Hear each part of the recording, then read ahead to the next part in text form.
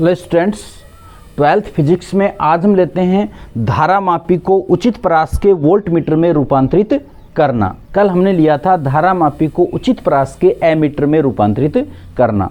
जब धारामापी को उचित परास के वोल्टमीटर में रूपांतरित करते हैं उस समय धारामापी की कुंडली के श्रेणी क्रम में उच्च प्रतिरोध संयोजित कर देते हैं। यानी जब धारामापी की कुंडली के श्रेणी क्रम में उच्च प्रतिरोध संयोजित करते हैं तो वह धारामापी उचित परास के वोल्टमीटर में रूपांतरित हो जाता है। अब देखिए, ये हमने वेस्टर्न धारामापी लिया है, ये इसकी कुंडली कोर है। इसके श्रेणी क्रम में T2 टर्मिनल से पहले हमने एक उच्च प्रतिरोध R जोड़ा है। जब श्रेणी क्रम में उच्च प्रतिरोध R जोड़ते हैं तो यह धारामापी उचित परास के वोल्टमीटर में रूपांतरित हो जाता है। तो अब देखिए, यह धारामापी उचित परास के वोल्टमीटर में रूपांतरित हो गया।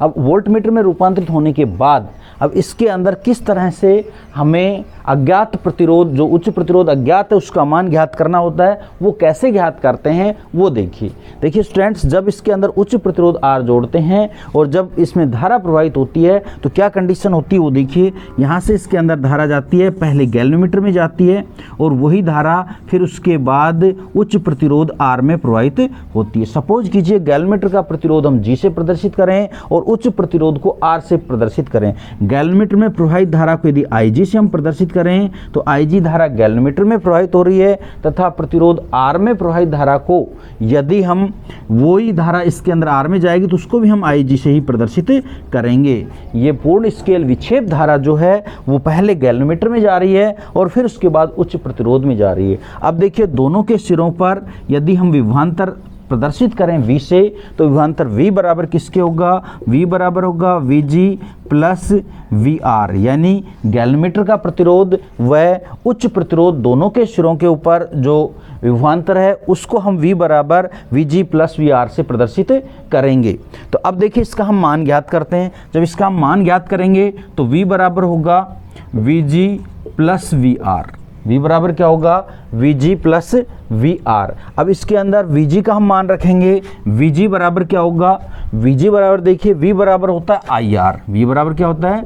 IR, ओम के नियम से। तो अब इसमें देखते हैं, गैल्वेनोमीटर में धारा IG प्रवाहित हो रही है और गैल्वेनोमीटर का प्रतिरोध G से प्रदर्शित करते हैं। तो V बराबर क्या हो गया? IG into G। फिर आ रहा है VR, यानी उच्च प्रतिरोध बॉक्स R में प्रतिरोध। तो VR का मान क्या होगा? उच्च प्रतिरोध में धारा कौन सी बह रही है? IG बह रही है और उसका प्रतिरोध हमने लिया है R। प्रतिरोध क्या लिया है? R। तो इसको हम लिखेंगे IG इंटू R। इस प्रकार से अब हमें सपोज कीजिए कि R का मान ज्ञात करना है। जब R का मान निकालना है उच्च प्रतिरोध तो R इंटू IG को एक तरफ रखते हैं और यहाँ से हमारे पास आता है V minus IG into G। ये आ गया। अब हमें R का मान निकालना है। R के लिए इसको हल कर लेते हैं। R बराबर क्या आया? V अपॉन IG पूर्ण स्केल विक्षेप धारा IG minus IG into G upon IG से IG कैंसिल हो जाती है तो R बराबर हमें मिलता है V upon IG minus G।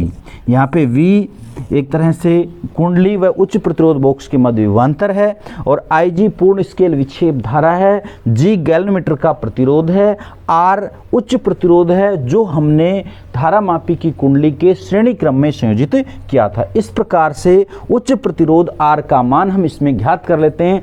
अमूमन जब धारामापी को उचित परास के वोल्टमीटर में रूपांतरित करवाता है तो उच्च प्रतिरोध R का मान अवश्य पूछता है। कई बार 1 नंबर के क्वेश्चन में भी सीधा पूछ लेता है। जब धारामापी को उचित परास के वोल्टमीटर में रूपांतरित करते हैं तो कुंडली के श्रेणी क्रम में जोड़े गए उच्च प्रतिरोध R का मान प्रदर्शित कीजिए। तो उस समय ये फॉर्मूला हमें प्रदर्शित करना है, R बराबर V upon IG minus G। इस प्रकार से धारामापी को उचित परास के वोल्टमीटर में हम रूपांतरित करते हैं।